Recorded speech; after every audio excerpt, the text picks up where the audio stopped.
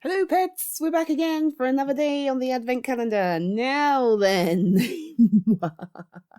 um, this is another one of those requests where I've pretty much just been given free reign. I was told pick a piece of poetry, and I'm like, what? No, isn't there something you would like? And I'm like, for you. And they're like, no, just something you like, so long as you like it. And I'm like, yeah. Anyway, so.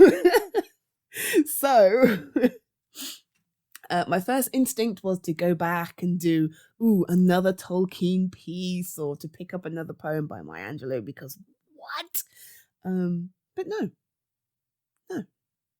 because there's someone else. There's another writer that I deeply, deeply love and respect, and their work, despite being something I studied in school, is something I continue to love even to this day. Shakespeare, you bitch, come on down. Oh my God, I'm so weird. Okay. Basically, I've somehow managed to make it to this point in the calendar with people telling me I can choose what I like and not once touching on Shakespeare. And I'm like, what? So we're going to do some Shakespeare.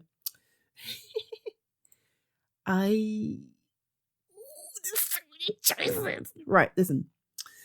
Midsummer Night's Dream. Anybody who knows me already knows this. Midsummer Night's Dream is my absolute favorite Shakespeare play, okay? He was clearly off his face, completely high, and the whole thing reads as some kind of crazy fever dream, okay? And at the end, you've got that play within a play that the Bottom the Weaver and all them lot were doing. He's got the fucking donkey. Well, he's lost the donkey head by that point, but it Pyramus and Thisbe, and just oh God, I love Midsummer Night's Dream. Okay, and any excuse I get to speak a piece from it or talk about it, I tend to take it. So, oh God, now I need to choose, right? One of my favorite characters is Puck, and it's funny actually. I just finished watching season 5 of She-Ra, the Netflix version, and I watched it from beginning to end to sort of catch myself back up. So I was reintroduced to the character Double Trouble, and there's something about Double Trouble that puts me in mind of Puck, that level of kind of non-vindictive mischievousness and just general joy for what they're doing. Double Trouble is a fabulous character, and I wish we could have had a bit more of them, but that's by the by. So I think let's go with Puck, okay? And this piece, I think I read this for drama for an exam at drama school, like way back. We're talking a long time ago, and I don't know if I remember it all, so I'm gonna read it rather than trying to do it from memory because I'd probably embarrass myself. But it's hella fun. It's hella fun. Let's see. Act 3. What does this say? Act 3, Scene 2, verse 10. Yeah. So this is the point where Puck has been off and done all of their kind of shit stirring, and then Oberon's come along. He's like, right, what you done, mate? Well, what you done for me? What you got to tell me? What's the news? And Puck gives it all this because Puck has been out there causing absolute mayhem, and it's delicious. My mistress with a monster is in love. Near to her close and consecrated bower, while she was in her dull and sleeping hour, a crew of patches, rude mechanicals that worked for bread upon Athenian stalls, were met together to rehearse a play intended for great Theseus' nuptial day. The shallowest thick skin of that barren sort, who Pyramus presented in their sport, forsook his scene and entered in a break, when I did him at disadvantage take. An ass's knoll I fixed on his head. Anon, his Thisbe must be answered, and forth my mimic comes. When they him spy, has wild geese but the creeping fowler eye, or russet painted choughs many in sort rising and cawing at the gun's report, sever themselves and madly sweep the sky. So at his side away his fellows fly.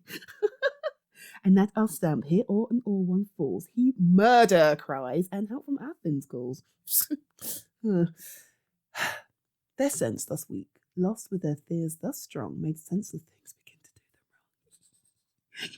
wrong. For briars and thorns at their apparel snatch, some sleeves, some hats, from yielders all things catch. I led them on in this distracted fear, and left sweet Pyramus translated there. When in that moment so it came to pass, Titania waked, and straightway loved an ass. I fucking love Puck. Such a shit stirrer. Dang.